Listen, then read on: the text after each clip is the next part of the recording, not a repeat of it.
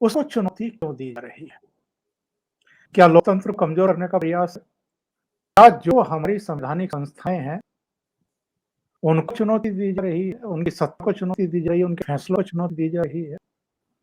और अगर कानून पार्लियामेंट में नहीं बनेंगे, तो क्या सड़कों पर बनेंगे? और किसको हमारे संविधान में कानून बनाने की इजाज़त दी गई है?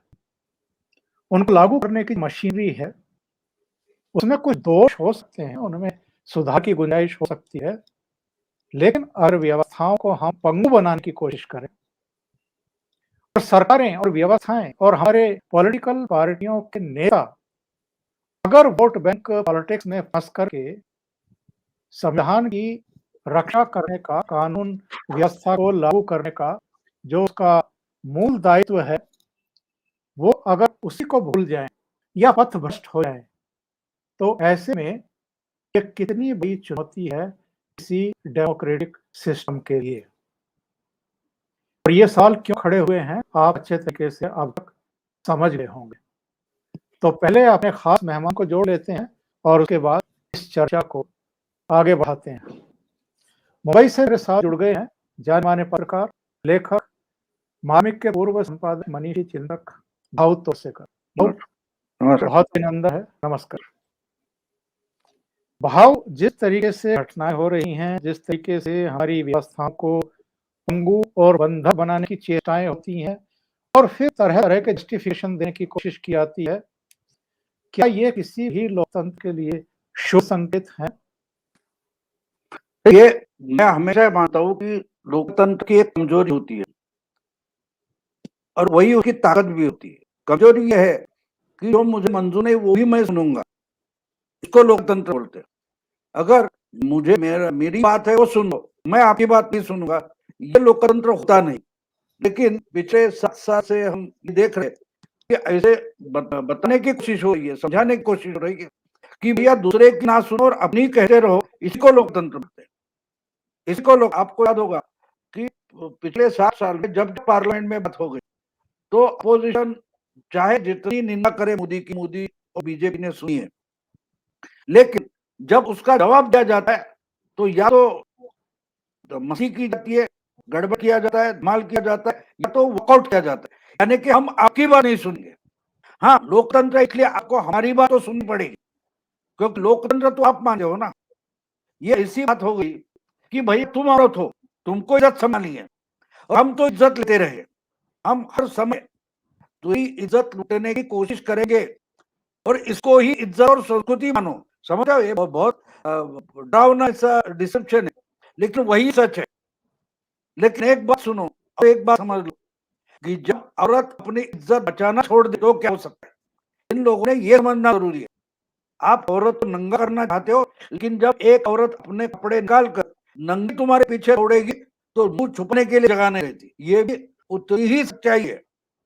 हमने देखा है बहुत जगह, फिल्म में या कहानी में बताते हैं कि 10 गुंडे एक औरत की छेड़ने की कोशिश करते, वो अपने कपड़े संभालने की कोशिश करती है, लेकिन अगर उसने वो छोड़ दिया तो क्या करोगे। और ये मैं मजाक नहीं मैं बोल रहा हूँ, यही बात आप थोड़ी समझ लो। अफगानिस्तान में क्या हुआ, अमेरिका की फौज वहां बैठी थी, तब तक हर एक आदमी हर गुट जो था, वो खुरासन आईसिस होगा, तालिबान होगा या मुजाहिदीन होगा या कोई हकानी नेटवर्क होगा, पाकिस्तान आईएसआई होगा या एमनेस्टी इंटरनेशनल होगा, ह्यूमन राइट्स वाले हो गए, ये सब किसकी छेड़ निकल रहे थे, अमेरिकन फौज की छेड़ कर निकलते थे। अब वो तो उठकर निकल गए। अब क्या हो रहा है, तो जो हालत वहां अमेरिकन फौज की थी या अमेरिकन फौज के भरोसे चल रही अब्दुल गनी गवर्नमेंट की थी, वही सिचुएशन हमेशा डेमोक्रेसी की होती। जब तक वो समझने की कोशिश करेंगे तब तक हर कोई आके उसको दादागिरी करेगा, गुंडागिरी करेगा, और जब वो निकल जाता है वो खत्म, अब नहीं चाहिए डेमोक्रेसी, गणतंत्र की जरूरत नहीं। तो आपस में भिड़ जाने से हर आदमी दूसरे को मारना चाहता है क्योंकि खुद को बचाना चाहता है, कोई रूल ऑफ लॉ नहीं देता। तो ये बताने की कोशिश हो रही है, हाँ वही वो डेमोक्रेसी है। इसलिए बात क्या होती है, तालिबान से चर्चा होनी चाहिए, तालिबान से चर्चा होनी चाहिए, लेकिन इंडिया में जो गवर्नमेंट बनी हुई है, चुनाव से बनी है, उससे बात नहीं करेंगे। किसान आंदोलन का मतलब क्या है कि हम जो लोगों ने चुनकर देश में एक गवर्नमेंट बिठाई है ना, हम उससे बात करेंगे, हमारा मान लो, होता है। तो ये जताने की कोशिश हो रही है कि जो हमें मंजूर नहीं, जो जिसको हम पसंद नहीं करते, उसको रहना नहीं चाहिए, बस उसको खत्म कर दो, यही डेमोक्रेसी है। और जब हम रहेंगे तब हम मानी करेंगे। आपने एक सेंटेंस यूज किया था, वाक्य बोला था, उसको मैं दोहराता हूं। आपने क्या बोला कि पार्लियामेंट में नहीं क्या सड़क पर कानून बनेंगे, यही बोला आपने। ये जी जी आपका सेंटेंस नहीं है, ये वाक्य आपका नहीं है, ये कपिल सिब्बल का है, ये चिदम्बरम का अन्ना आंदोलन के तहत का, याद है? तो क्या जंतर मंतर पर कानून बनेंगे? कानून तो संसद में ही बनेगा। अब वो क्या बोल रहे हैं, नहीं आंदोलन का तो अधिकार है, तो अन्ना हजारे को या केजरीवाल या लोकपाल की जो टीम थी उनको अधिकार नहीं था। रामदेव के जो बैठे थे धरना पकड़ के रामलीला पर, उसमें पूरी पुलिस घुसी थी, वही बोलते हैं, और उन्होंने तो कुछ बुलाया नहीं था, वो मैदान में बैठे थे, तो उन पर लाठियां चाहिए थी। तो वो भी आज रास्ते पर कानून बनाने का समर्थन करे और उसको डेमोक्रेसी बोलना चाहते। भाव ये बहुत खतरनाक इंडिकेशंस हैं कि आप पार्लियामेंट में बने हुए कानूनों को चुनौती दे रहे हैं। न्यायपालिका उसमें अगर हस्तक्षेप करने की कोशिश करता है, अगर कोई बीच का रास्ता तलाश करने की कोशिश करता है, आप उसकी भी नहीं सुन रहे हैं। एक चुनी हुई सरकार, बल्कि दोबारा से चुनी हुई सरकार, जिसको 2014 से भी बड़ा बहुमत मिला हो, ऐसी सरकार को आप आउटसाइडली रिजेक्ट करने की हिमाकत कर रहे हैं। यानी जो देश की जनता का आदेश है, जनादेश है, उसका आप सीधे-सीधे निरादर कर रहे हैं। ऐसे में जनतंत्र के लिए, लोकतंत्र के लिए, जो डेमोक्रेटिक सिस्टम में विश्वास करने वाली बहुत बड़ी जमात है, उसके लिए ये कितने बड़े चिंता का विषय है। चिंता का विषय तुम्हारे लिए, मेरे लिए, हम आप लोगों के लिए है, क्योंकि हम लोकतंत्र मानते हैं, लेकिन हम लोकतंत्र को डिफेंड नहीं करना चाहते। देखिए, जो संसद है, पार्लियामेंट है, पार्लियामेंट हाउस, जब चुनी हुई सरकार है, तो हमने वोट दिया और बात खत्म होगी। वो सरकार को डिफेंड करना भी हमारा काम है। एक बात समझ लो कि हम रोएंगे, वो कहीं से बाबर आता है, कहीं से गजनी आता है, और हमारा सोमनाथ का मंदिर उड़ा देता है, हमारा नालंदा का यूनिवर्सिटी विद्यापीठ विश्वविद्यालय खत्म कर देता है, या और कोई मंदिर मथुरा का हो या अयोध्या का हो तोड़ता है। हम रोते बैठ गए। एक मस्जिद को हाथ लगा तो पूरी दुनिया के मुस्लिम खड़े हो गए, क्योंकि आपकी फेथ डिफेंड करना ये आपका काम है। आपका गॉड, भगवान या ईश्वर ये काम नहीं करता, क्योंकि ईश्वर ये फेथ है। सिर्फ भारत के मुस्लिम नहीं, दुनिया भर के मुस्लिम एक बाबरी मस्जिद के लिए खड़े हो गए थे, क्योंकि उनकी फेथ है। हमारी फेथ डेमोक्रेसी के प्रति कितनी है? ये सबसे ऊपर कौन है? तो डेमोक्रेसी है। ये अगर आप नहीं मानते तो आपको भी मैं नहीं मानता, ये कहने की हिम्मत हमें चाहिए। आपने जो बोला कि न्यायपालिका है, तो ये मजाक न्यायपालिका ने नहीं बनाया। रास्ता रोककर कोई बैठा है, रास्ता रोककर बैठा है। अब देखो, मुंबई में हमारा शिवाजी पार्क नाम का दादर में बहुत बड़ा मैदान का मैदान है, वहां सदियों से, यानी शिवाजी पार्क बना तब से हमेशा वहां बड़ी बड़ी मीटिंग हुई है, और फिर इसने हाईकोर्ट ने रोक लगा दी कि यहाँ मीटिंग नहीं हो सकती। तो शिवसेना से लेकर हर पार्टी ने वो मान लिया। देखो, संयुक्त महाराष्ट्र बना तो उसके सबसे बड़े बड़े जो मीटिंग हुई, सभाएं हुई, वो वहां हुई थी। लेकिन नहीं, ये तो पर्यावरण बोलो और कुछ बोलो, या शांतता जोन बना के रखा है, पीस जोन, तो हमने माना ना। और ये जो रास्ता ही लोगों का आने जाने का है, वो रोक कर बैठे, तो कोर्ट क्यों नहीं उनको रोक देती? कोर्ट ने बोलना चाहिए उनको, पुलिस चलाओ, टोपे लगाओ, टैंक लाओ, हवाई जहाज से बम गिराओ, उनको साफ करो। क्यों नहीं बोलती कोर्ट?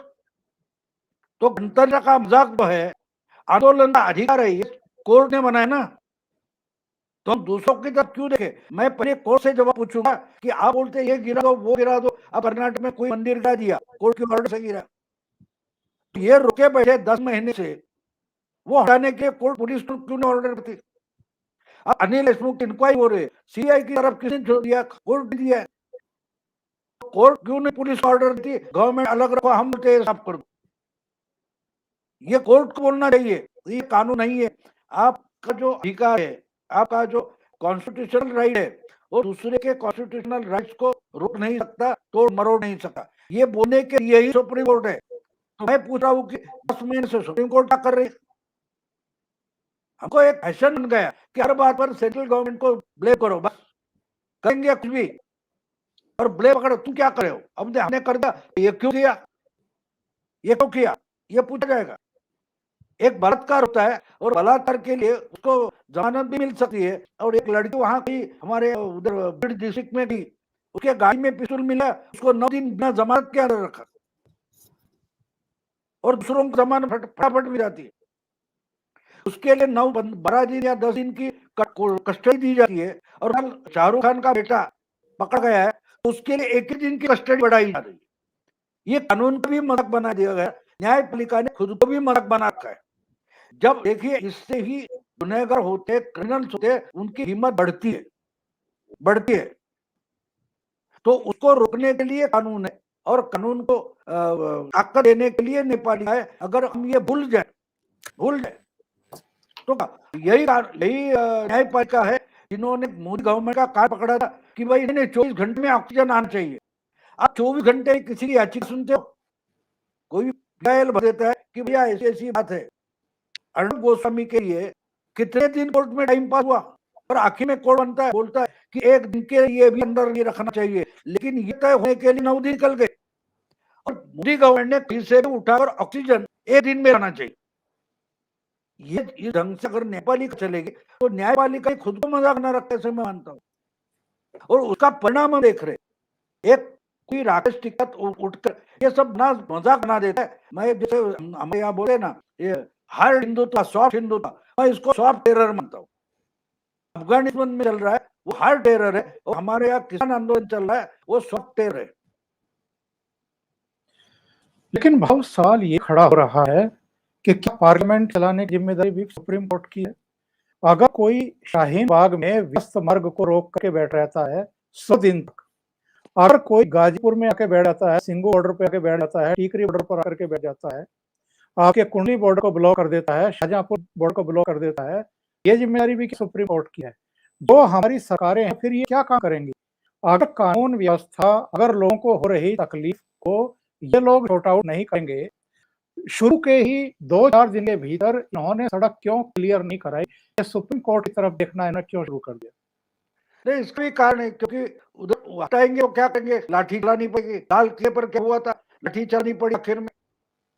ये तो ट्रैक्टर जैसे मानो टैंक लेकर आ गए और घुस गए अंदर। इन पर लाठी चलाई तो कोर्ट बोलेगा ह्यूमन राइट्स का क्या होगा, पुलिस बल का अतिरिक्त इस्तेमाल किया गया, ये कोर्ट ही होती है ना, इसलिए कोर्ट को बोला गया। अब देखिए, जब राफेल का जो एग्रीमेंट था उसमें अगर सिक्रेसी का क्लॉज है, ये बताने के बाद भी कोर्ट बोलती है नहीं इसकी सुनवाई करेंगे, इसकी सुनवाई कोर्ट करेगा, तो हर चीज तो कोर्ट को करे दो ना। तो इनको उठाना है कि नहीं, कोर्ट नहीं बताती। इसलिए तो मैं बोल रहा हूँ ना कि शिवाजी पार्क में मीटिंग, एक कोई सिटीजन जाके कोर्ट में बोलता है ये शांतता जोन होना चाहिए, और कोर्ट मान लेगी। और आज अगर एक मीटिंग लेनी है, अब देखो दशहरे को शिवसेना की मीटिंग होगी, साल भर में वो एक ही मीटिंग होती है, क्योंकि उनकी ट्रेडिशन मानकर उनको परमिशन मिलती है, लेकिन वो परमिशन म्यूनसिपालिटी पुलिस नहीं देती, कोर्ट देती है। तो ये खुद कोर्ट ने अपने हाथ में लिया है ना, तो इनको हटाना है, कोर्ट को बोलना चाहिए। आपने कर बोल दिया है कि भाई ये आप नहीं कर सकते, ये कोर्ट गवर्नमेंट को बनाया। विश्वानंद भारती केस के बाद सुप्रीम कोर्ट ने तय किया है कि जो एक त्रुटि होती है, कुछ कार्रवाई होती है, तो कॉन्स्टिट्यूशनली सही है या नहीं, ये सुप्रीम कोर्ट तय करेगा। अगर इन पर लाठी चलाना है या नहीं है, आपने मान लिया नहीं भाई डिसेंट का अधिकार है, दूसरा मत रखने का अधिकार है, आंदोलन का अधिकार है, तो आंदोलन का अधिकार में क्या क्या आता है ये कोर्ट को बताना चाहिए। जब कोर्ट मानती है कि आंदोलन लोग करने वाले लोग है, तो सरकार उस पर लाठी नहीं उठा रही है। जब आगजनी होती है, पत्थरमारी होती है, तब लाठियां चल जाती है, लेकिन तब तक सरकार हाथ नहीं उठाती, और इसका जिम्मेदार तो न्यायपालिका है। सरकार क्या करेगी? आप देखिए, इंदिरा जी के जमाने में जरा कुछ हो जाता था तो विधानसभा बर्खास्त होती थी, सरकार बर्खास्त होता। आज क्यों नहीं होता? बंगाल में इतनी हिंसा हो गई तो क्यों नहीं बर्खास्त किया? क्योंकि सुप्रीम कोर्ट ने रो रखा रखी है ना कि भाई अगर करोगे तो पार्लियामेंट में और लोकसभा और राज्यसभा में 6 महीने में उसका अध्यादेश है वो आपको पास करना पड़ेगा। ये रोक किसने लगाई है? मुंबई इसके बाद। तो इसके लिए मैं जो अधिकार आप इम्प्लीमेंट नहीं कर सकते, सुप्रीम कोर्ट जो अधिकार इम्प्लीमेंट नहीं कर सकती, वो उन्होंने अपने पास रखा है, तो सरकार क्या करेगी? लेकिन भाव यहाँ एक सवाल ये भी उठता है, ठीक है, सुप्रीम कोर्ट पर सवाल उठाए हैं आपने, लेकिन जो ओपिनियन मेकर हैं, जो मीडिया है, जो लेखक हैं, जो बुद्धिजीवी हैं, जिनका काम अल्टीमेटली ये होता है कि डेमोक्रेसी में, देश में, हमारे यहाँ अगर जो संस्थाएं उनका दायित्व पूरा नहीं कर रही हैं, तो उनकी एक स्वस्थ आलोचना करें, उनको जागृत करें, उनको अपने कर्तव्य की याद दिलाएं, उन पर एक दबाव बनाएं। हमारे यहाँ तो ओपिनियन मेकर भी बटे हुए दिखाई दे रहे हैं, मीडिया बटा हुआ दिखाई दे रहा है, लेखकों का भी यही हाल है, बुद्धिजीवियों का तो छोड़ ही दीजिए। तो फिर ये सुधरेगा कैसे मामला, जो लगातार बिगड़ता हुआ देख रहे हैं हम लोग? एक बात होती है ओकर जी, कि जब एक सिस्टम बदल दी जाती है, हम देखते हैं कि एक जमीन पर एक पुरानी 100 साल पुरानी 50 साल पुरानी इमारत है, वो तोड़कर अगर दूसरा, हमने देखा कि जो सेंट्रल विस्टा बन रहा है तो कुछ तो गिराना पड़ेगा। तो जब एक इमारत है वो एस्टेब्लिशमेंट वो गिरा जाती है, नहीं बनाई जाती है, तो कुछ समय के लिए दुविधा खड़ी हो जाती है। हम देख रहे हैं तो 50 साल में जो एक गलत टाइम बार सिचुएशन बन गई है, परिस्थितियां बनी, वो बदलने की कोशिश हो रही है, तो इसकी दुविधा है, ये इसकी दुविधा है। हमको वो तकलीफें सहनी पड़ेगी, उससे कोई चारा नहीं है। इन लोगों का कहना है कि जो नेहरूवियन सिस्टम चल रही है वो चलती रहनी चाहिए, बाकी बीजेपी की गवर्नमेंट हो, कांग्रेस की हो या तृणमूल की गवर्नमेंट आए, कोई फर्क नहीं पड़ता। हाँ, लेकिन जो एस्टेब्लिश ओपिनियन मेकर बोल रहे हैं, बुद्धिजीवी या कोई पत्रकार, लेखक, मीडिया हाउस, एस्टेब्लिश प्रोफेसर है, ये सब एस्टेब्लिशमेंट है। और इनको समझ में आ रहा है कि मोदी जो सिस्टम बदल रहे हैं उसमें हमारी ताकत घटा है और नए ढंग से नए तरीके का ओपिनियन मेकर खड़ा होने जा रहा है, तो हमारा भविष्य ही खत्म हो जाए। तो हम किसान आंदोलन पर बोलते हैं, हम अखिलेश पर या ममता पर बोलते हैं, लेकिन वो असली एस्टेब्लिशमेंट नहीं है, वो असली अपोजिशन नहीं है। मीडिया हाउसेस, इंटेलेक्चुअल क्लास, बड़े बड़े विश्वविद्यालयों में बैठे हुए प्रोफेसर, सदियों से बने हुए इंटेलेक्चुअल, ये जो है, ये लोग असली अपोजिशन।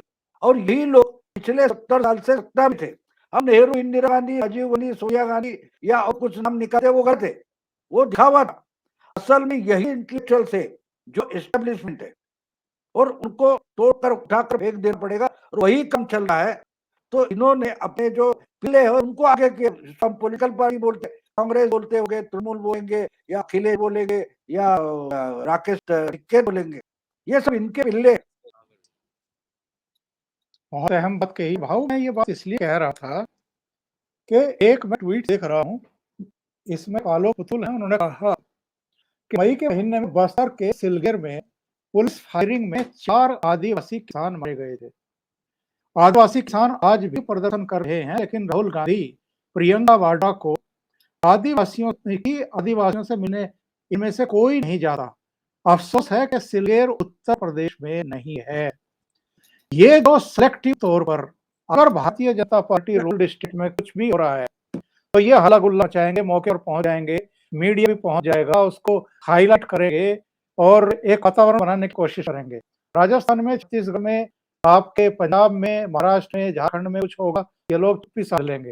तो ऐसे में क्या मीडिया का ये दायित्व नहीं बनता है कि वो तटस्थ भाव से इन चीजों को हाईलाइट करे, इनको एक्सपोज करे पूरी तरीके से, इनकी मेंटालिटी को सामने लेकर के आए कि एक्चुअल में चाहे कितनी भी बड़ी घटनाएं हो जाएं, अब अगर वहां पर बस्तर में 4 आदिवासी किसान पुलिस की फायरिंग में मारे गए थे, तो इनकी संवेदना, इनकी संजीदगी कहाँ चली गई? और आज अगर उत्तर प्रदेश के हाथरस से कुछ होता है, लखीमपुर खीरी में कुछ होता है, तो ये लोग रुदन करने के लिए वहां पहुंच जाते हैं। तो ये एक्सपोज करने की जिम्मेदारी किनकी है? लोगों को जागरूक करने की जिम्मेदारी किनकी है? नहीं, जिम्मेदारी क्या बोल रहे हैं वो, ये जो जाते हैं वो तो क्या बोलते हैं उसको, ये इनकी कठपुतली है। मैंने वही तो आपको बोला ना, यही तो राहुल गांधी, प्रियंका गांधी की कठपुतली है इनकी।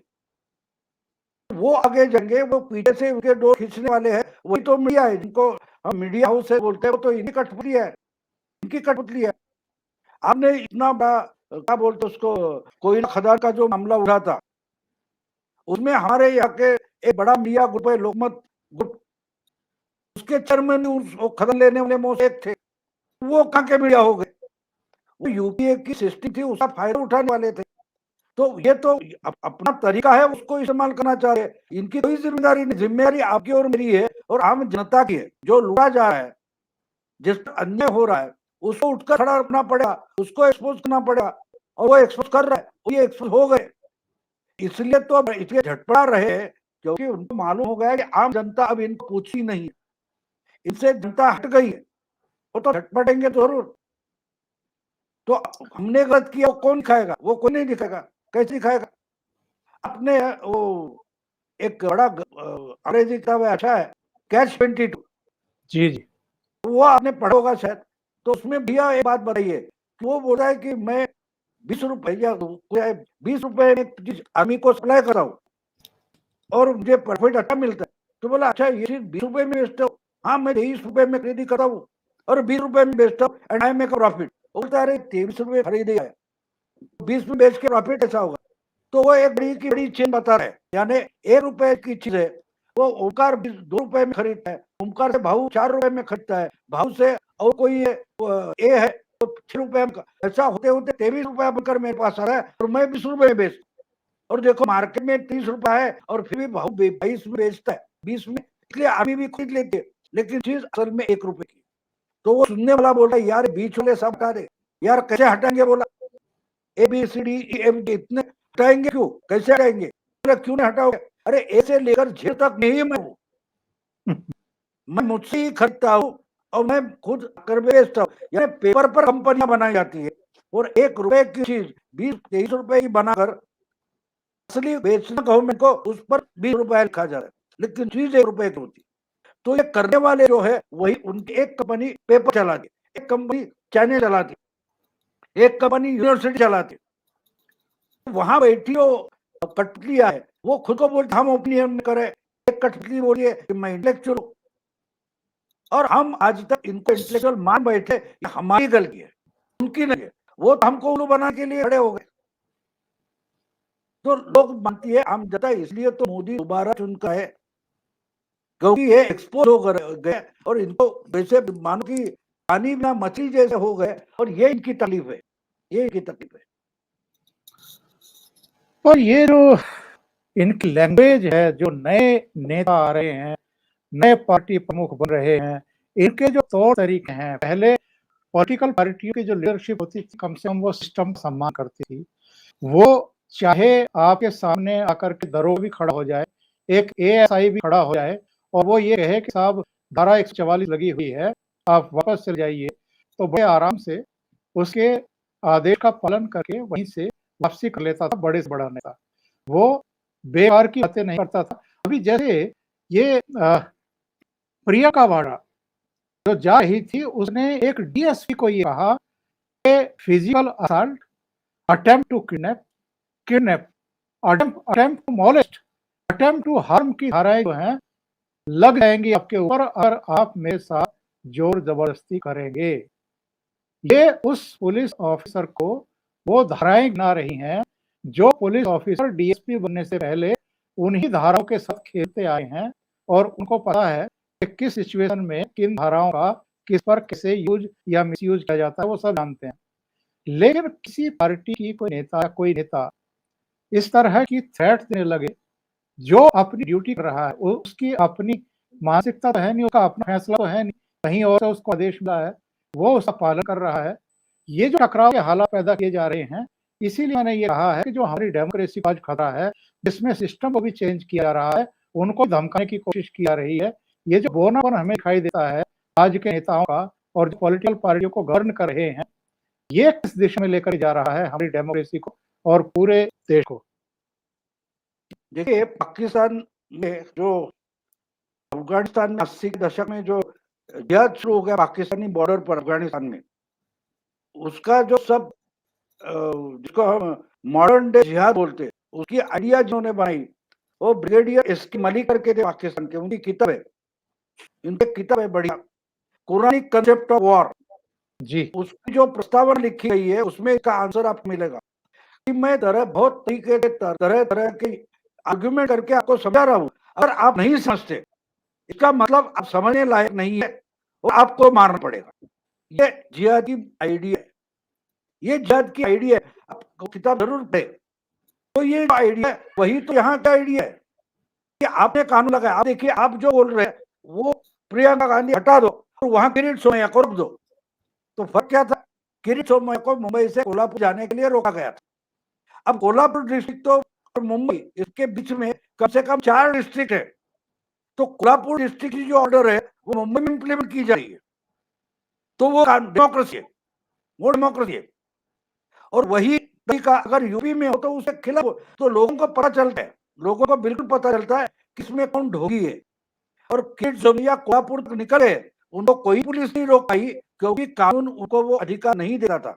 वो यहाँ सीएसटी स्टेशन पर पहुंच गए, उनको पुलिस ने रिक्वेस्ट की, बोल तुम करना करो, मैं जाऊंगा क्योंकि मुझे कोल्हापुर में बैन डाला है। तो वो फिर लोनावला गए, रायगढ़, फिर पुणे, फिर सतारा, सांगली तक गए वो डिस्ट्रिक्ट, तो उसको पुलिस ने नहीं रोका। हाँ, लेकिन जब कराड़ आ गया और आगे से कोल्हापुर शुरू हो रहा है, पुलिस ने बोला वो उतर गए।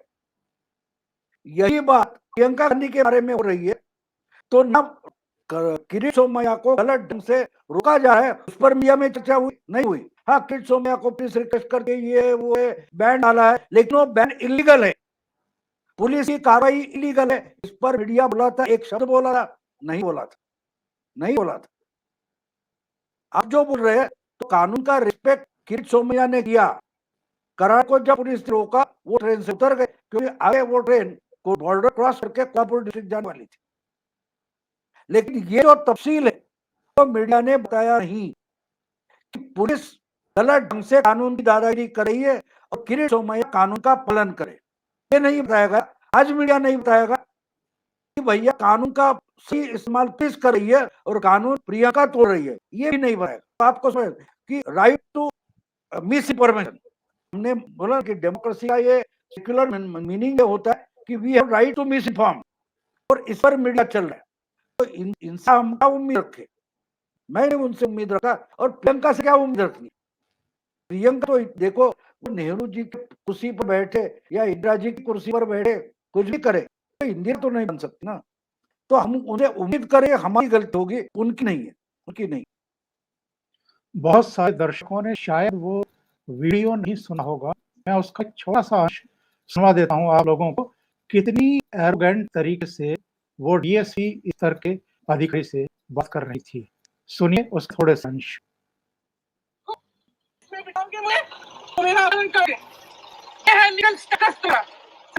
समझो क्या नहीं समझती? अरे सब खुश रह जाएंगे, जबरदस्ती खेल रहे हैं ना, इसे आप फिर attempt to kidnap, attempt to molest, attempt to harm, समझे?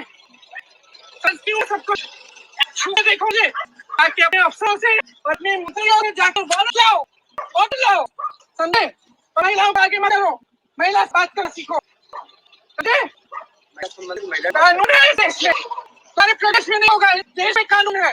प्लीज कुछ नहीं, तुमने मुझे धक्के के तुम्हारा लाया, मुझे जबरदस्ती डालो, और तुम्हें कोई हक नहीं है, समझे? कोई हक नहीं। ये तरीका है गांधी नेहरू परिवार की इस नई पीढ़ी का, जो सपने देखते हैं कि हम इस देश का नेतृत्व करेंगे और प्रधानमंत्री बनेंगे। एक वाकया मुझे याद आ रहा है भाऊ, नरेंद्र मोदी गुजरात के चीफ मिनिस्टर थे, मनमोहन सिंह प्रधानमंत्री थे, पी चिदम्बरम गृह मंत्री थे। किस तरीके से तब के उनके गृह मंत्री अमित शाह को गिरफ्तार कराया गया था पद पर रहते हुए, और वो बड़े आराम से उन पुलिस अधिकारियों के साथ, सीआईए अफसर के साथ चले गए थे उठ करके। और नरेंद्र मोदी को पहले चीफ मिनिस्टर थे देश के जिनको पद पर रहते हुए 9 घंटे तक इंटरोगेट किया गया था, 9 घंटे तक। और जो इंटरोगेट करने वाला अधिकारी था, बाद में उसने एक इंटरव्यू में ये कहा था कि उन 9 घंटों में हमने नरेंद्र मोदी को पानी ऑफर किया था, चाय ऑफर की थी, हमने उनको खाने के लिए पूछा था कि आप खाना चाहेंगे, उन्होंने कुछ नहीं लिया था और बहुत आराम से बैठ करके हमारे तमाम सवालों के जवाब दिए थे।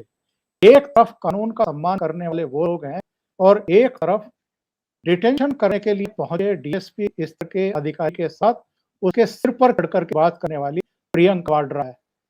इस अंतर को कैसे आप ऑब्जर्व करते हैं भाव? चोर मचाए शोर, दूसरा क्या है? चोर मचाए शोर, ये जो मैं समझती हूँ देश में कानून है। आपको याद है बाबा रामदेव का जो रामलीला मैदान पर धरना चल रहा था, उसमें अचानक जी पुलिस ने धावा बोल दिया, उसमें एक औरत हार्ट अटैक से मर गई थी।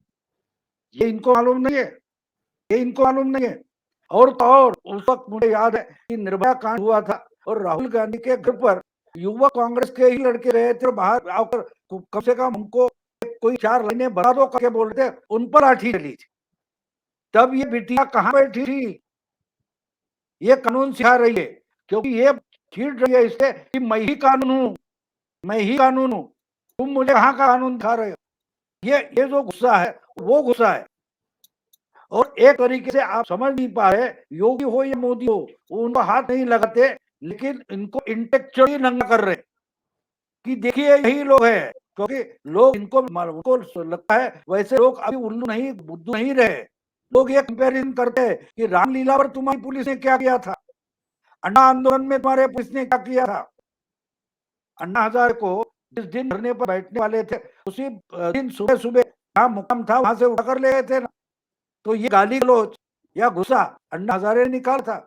अन्ना हजारे की बात छोड़ो, उस वक्त किरण बेदी को ये उठाया था तो वो पुलिस थी, उसने कानून बताया, सामने वाली पुलिस को नहीं बताया। तो ये बोल रहे, ये चोर मचाए शोर है, लोग समझते, लोग बिल्कुल समझते। और इसलिए तो अमेठी इनके कारण राहुल गांधी हारे है ना। अमेठी कौन चाहते थे? यही चाहते थे। तो 5 साल से किसने बैठना चाहिए था, स्मृति ईरानी वहां जाकर बैठ गई, ये लोग अमेठी हार गए। बिल्कुल सीधी बात है, कोई बड़ी बात नहीं है।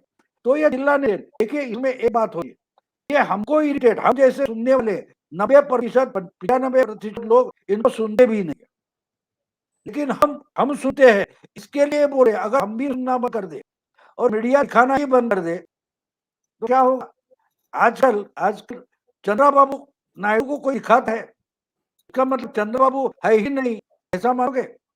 जिसने पहली बार, जिस पार्टी ने पहली बार मोदी सरकार के खिलाफ अविश्वास प्रस्ताव लाया था लोकसभा में 2018 में, उसके बाद वो चंद्रबाबू हर दिन हर जगह आप हाथ ऊपर कर इन्हीं सोनिया गांधी मायावती अकेले के साथ दिखाई देते थे। आज दिखाई देते? क्यों नहीं दिखाई देते? क्यों नहीं दिखाई देते? क्योंकि हम उन्हें देखना नहीं चाहते, आम जनता उनको देखना नहीं चाहती। शरद यादव का है बताइए, तो थोड़ा धीरज रखिए। लोग जब ऐसे इनको दिखाने वाले जो चैनल है उनको अगर लोग देखना बंद कर दे तो ये गायब हो जाएगी। जब तक हम इन पर चर्चा करेंगे ये दिखती रहेगी, ये दिखती रहेगी। अब कल परसों नवजोत सिंह सिद्धू और पंजाब में तमाशा हुआ तब ये कहां दिखाई दे रही थी?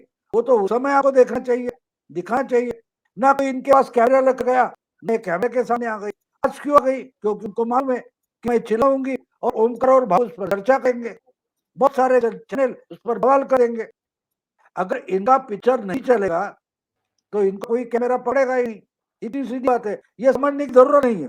ये मैं मानता हूँ कि जोर मरे शुरे और आम जनता को बिल्कुल समझ में आया है, इसलिए इनको दिखाने वाले वो चैनल खत्म हो गए। एनडीटीवी कोई देखता है, रोते हमको यहाँ से निकाल दिया, इस प्लेटफॉर्म से निकाला गया, क्या बोलते हैं वो प्राइम टाइम से निकाला गया, रोते हैं ना। क्योंकि दिखा रहे हो प्रियंका को, जिस चैनल ने दिखाया वो चैनल भी उस लाइन पर जाएगा, फिर आप चर्चा इस पर करोगे तो वो चैनल देखना बंद करो। अपने आप में इनकी आवाज नहीं आ जाएगी, क्योंकि इनका कोई दिखाएगा नहीं, रिकॉर्ड करेगा नहीं। बाकी लोगों ने समझ लिया है।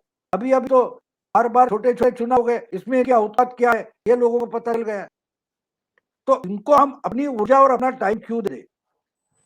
हम देखो जो सुधरने वाला नहीं उस पर मेहनत नहीं करते। कहीं एक्सीडेंट हो जाता है तो मरा हुआ है उसको वही छोड़ देते, वो जिंदा है उसको पहले अस्पताल लेके जाते हैं। आप ऐसी जो बातें वो क्यों लेके जाते हैं अस्पताल में? इन पर उपचार करने की जरूरत नहीं, इन पर टाइम नहीं कम कर रहे, इससे बढ़िया काम कर सकते हैं हम। भाऊ किस तरह की होड़ लगी हुई है इन लोगों में। प्रियंका वाड्रा रात को रवाना होती हैं, दिल्ली से अमौसी हवाई अड्डे पर उतरती हैं और वहां से पुलिस वालों को, पिकेट्स को, बैरिकेड्स को तोड़ते हुए दाएं बाएं से निकल करके लखीमपुर खीरी की तरफ जाती हैं। से लेना चाहते हैं कि सबसे पहले वो पहुंची वहां पर। अखिलेश यादव सुबह जब देखता है कि मीडिया में तो प्रियंका वाड्रा की चर्चा हो रही है और मुझे मेरे घर के भीतर पुलिस वालों ने बंद कर रखा हुआ है, मैं तो कहीं ना कैमरों पर दिखाई दे रहा हूँ ना चैनल पर ही मेरी चर्चा है, बस एक लाइन की खबर आ रही है कि मुझे जो है हाउस अरेस्ट करके रखा हुआ है। तो वो अपनी गाड़ी में सवार होकर के कैमरों के सामने आने के लिए अपने गेट से बाहर निकल आते हैं। पुलिस जब उनको रोकती है सड़क पर बैठ जाते हैं। सड़क पर क्योंकि कैमरे लगे हुए हैं तो उनका प्रसारण शुरू हो जाता है तो उनकी आत्मा शांत हो जाती है। उसके बाद वो बोलना शुरू करते हैं कि किसानों पर इतने अत्याचार तो अंग्रेजों ने भी नहीं किए। एक अजीबोगरीब होड़ है इन लोगों में कि हम किसी भी तरीके से फुटेज लें, हमारे चेहरे जो है वो मीडिया में घर-घर लोगों तक पहुँच जाएँ बिना कुछ किए हुए। इसका कारण एक ये है, ये अभी 80 के 70 के ज़माने में है, जब मीडिया से ही दिल्ली की बात मुंबई तक आ रही थी, वरना नहीं आती। आज हमारे दोस्त वहाँ बैठे वो बता देते कुछ नहीं, तमाशा और नाटक चल रहा है। तो मुझे मीडिया देखने की ज़रूरत ही नहीं बची है। ये मीडिया में ही रहे, ज़ोर-शोर से रहे। और मीडिया में रहने के कारण ही अखिलेश पिछला चुनाव बुरी तरह से 3 चुनाव हार चुका है और हारेगा और हारेगा और हारेगा। देखिए मोदी मीडिया में नहीं थे इसलिए तो प्राइम मिनिस्टर बने और हम मोदी पर चर्चा नहीं करते। हम तो किस पर चर्चा करेंगे? जो हारने वाले हैं उस पर चर्चा क्यों करें? उस पर चर्चा क्यों करें? 2007 से लेकर आज तक मोदी ने तय किया है कि मुझे मीडिया में देखना दिखा ही नहीं खुद को।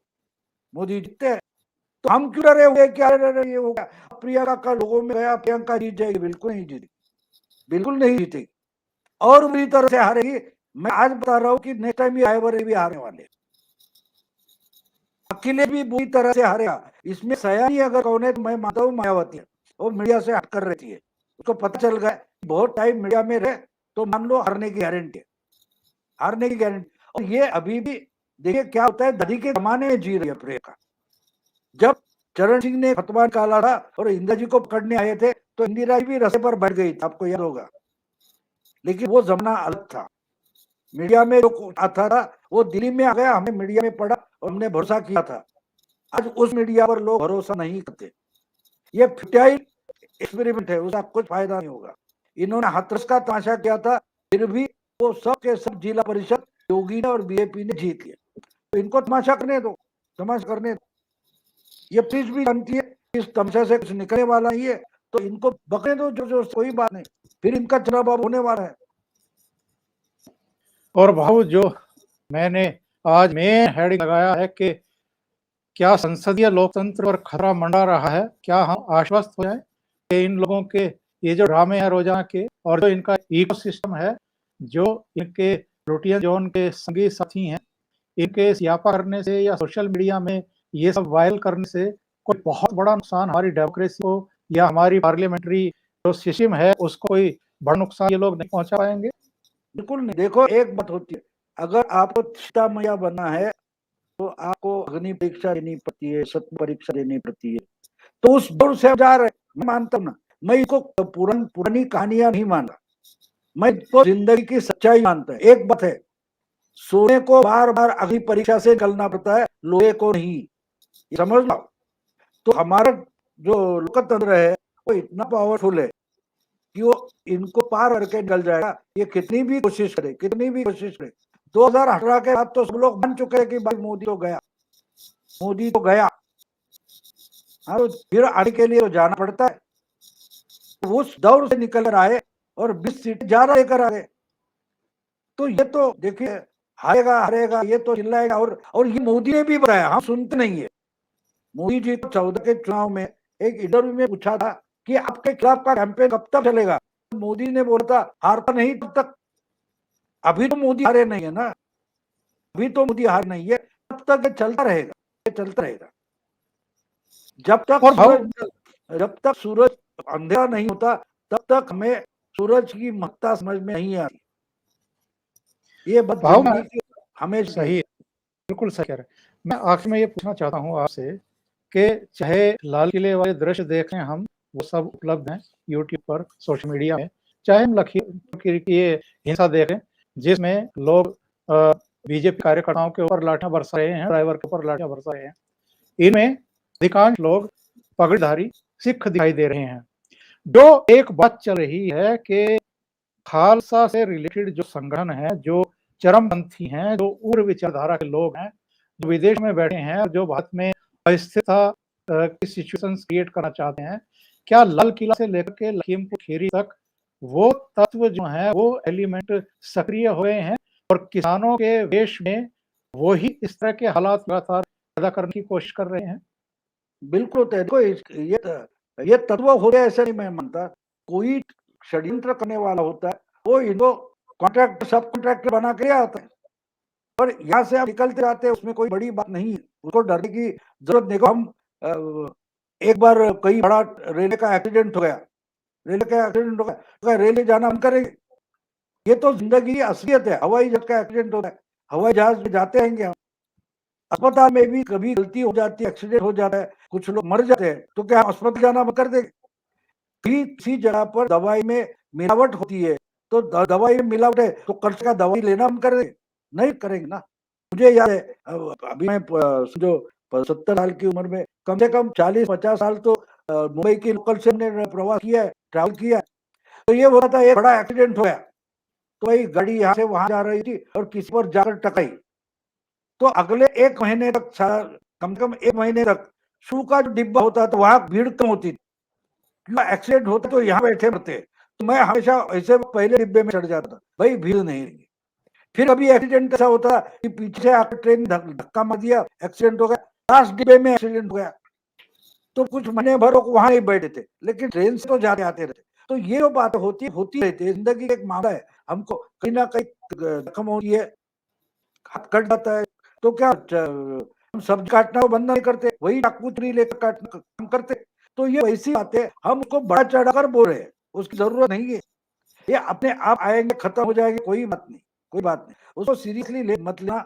और इससे ज्यादा अच्छी जो चीजें होते हैं लोगों के सामना जरूरी होता है। मीडिया का काम वो होता है, लेकिन आजकल होता है कि bad news is news, good news तो है ही नहीं, गुड न्यूज कोई है ही नहीं। देखो देखते 1.5 साल में हम कोरोना पार कर निकला गए, हमारा अपना वैक्सीन है, इतनी अच्छी बात है, हम चर्चा उस पर नहीं करते। हाँ, कोई एक नालायक आदमी बोल देता है हमारे बच्चे का वैक्सीन क्यों ब्राजील में भेज दिया और काला पोस्टर लगाता है, हम उस पर चर्चा कर देते हैं। लेकिन वो ब्राजील का प्रेसिडेंट हनुमान संजीवनी लेकर द्रोणगिरी लेकर आते हुए दिखाई, वो फोटो निकाल के हमको हमारा अभिनंदन करे, ये पॉजिटिव बात है, चर्चा उस पर नहीं होगी।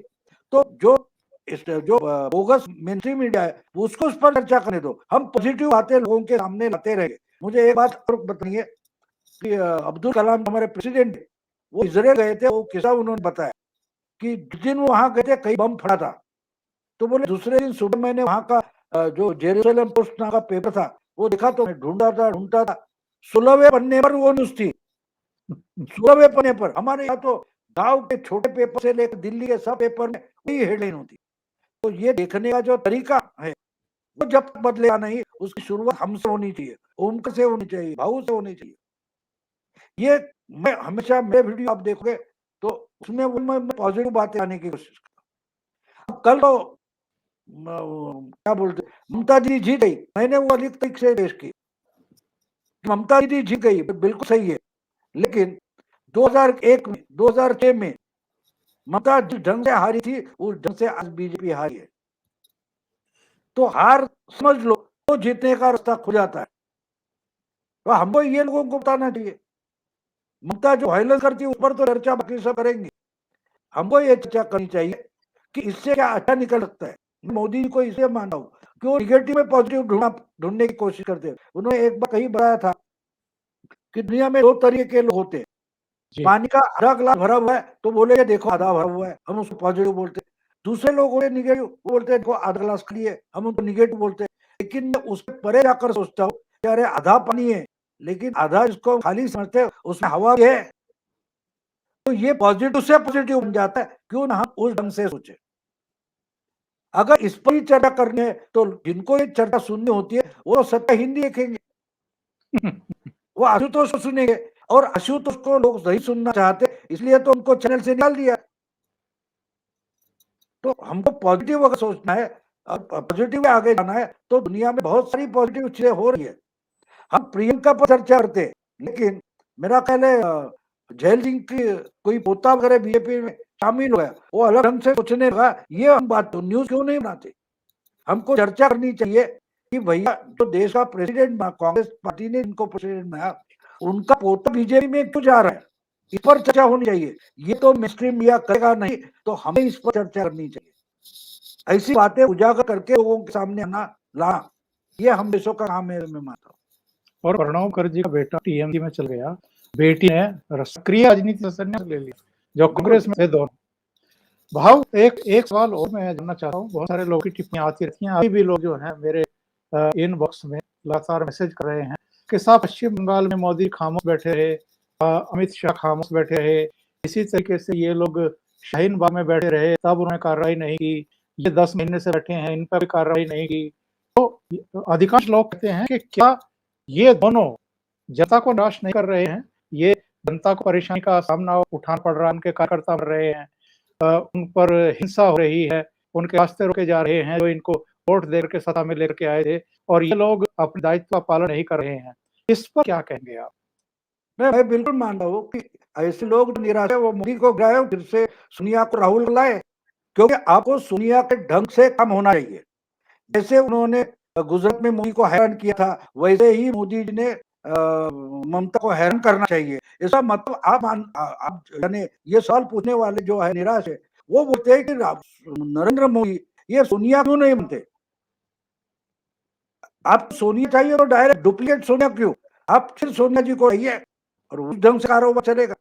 मोदी जी बिल्कुल डेमोक्रेटिक लाइन पर चल रहे। अगर आपको वो पसंद नहीं है तो उस ढंग से चलने वाले जो है उनको लाइए। आप राहुल गांधी को ला सकते हो, आप उद्धव ठाकरे को ला सकते हो, आप ममता बनर्जी को प्राइम मिनिस्टर बना सकते हो। फिर देखिए बीजेपी के सरकार के धड़ाधड़ उठाकर फेंक देंगे और आप खाली आप जाओ, जो मुझे कोई चिंता नहीं है उसकी, क्योंकि डेमोक्रेसी मानी है तो डेमोक्रेसी के लिए कीमत भी चुकानी पड़ती है, ये मैं मानता हूँ। मैं जब डेमोक्रेट हूँ तो उसका जो नुकसान है वो भी उठाना पड़ेगा, क्योंकि डेमोक्रेसी लोकतंत्र जो है वो पैकेज डील है। आप तेल लाने जाएंगे और बोलेंगे हाथ में दे दो तो घर में तेल बचेगा नहीं, उसके लिए डिब्बा होता है वो भी लेना पड़ता है, या तो डिब्बा साथ में लेकर जाना चाहिए, और डिब्बा नहीं है तो तेल नहीं ला सकते, उसको मैं पैकेज मानता हूँ। डेमोक्रेसी के कुछ तकलीफें है वो भी सहनी पड़ेगी, नहीं तो डेमोक्रेसी नहीं चाहिए। इंदिरा जी ने इमरजेंसी लाई थी, कोई बात नहीं, हमको इमरजेंसी पसंद है तो इमरजेंसी ला सकते, और जो लाने वाले हैं उनको हम ला सकते। तो ये तो चुनाना पड़ेगा। हम गांधी जी का सम्मान करेंगे क्यों? क्यों बोले लाठी खाओ, और फिर भी स्वतंत्रता आ गई स्वतंत्रता। तो वो अहिंसा की, नॉन वायलेंस की ताकत हम में आए तो मोदी जी सही कर रहे। अगर हम वो नहीं मानते तो हम सोनिया को फिर ला सकते हैं। भाव बहुत बहुत धन्यवाद आपका, आप जुड़े और इतना समय दिया आपने, और कई मुद्दों पर बहुत विशद तरीके से आज आपने चीज़ों की व्याख्या करते हुए हमारे दर्शकों को समझाने का प्रयास किया। Thank you so much. नमस्कार। नमस्कार।